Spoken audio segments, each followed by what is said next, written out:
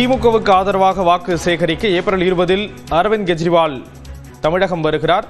விவரங்களை செய்தியாளர் சுசித்ரா வழங்க கேட்கலாம். சுசித்ரா, விவரங்களை பகிர்ந்துக்கலாம். திமுக கூட்டணிக்கு ஆதரவாக தேர்தல் பரப்புரையில் ஈடுபடுவதற்காக வரும் ஏப்ரல் 20 மற்றும் 21 ஆகிய 2 நாட்கள் ஆம் ஆத்மி கட்சியினுடைய தேசிய தலைவரான அரவிந்த் கெஜ்ரிவால் தமிழகம் வர உள்ளார்.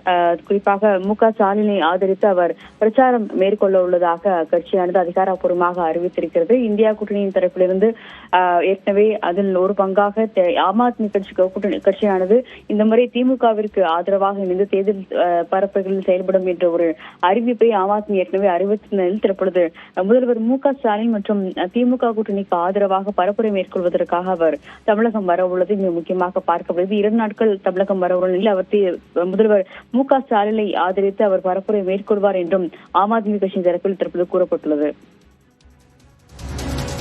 தகவல்களை வழங்கியதற்கு நன்றி சுசித்ரா.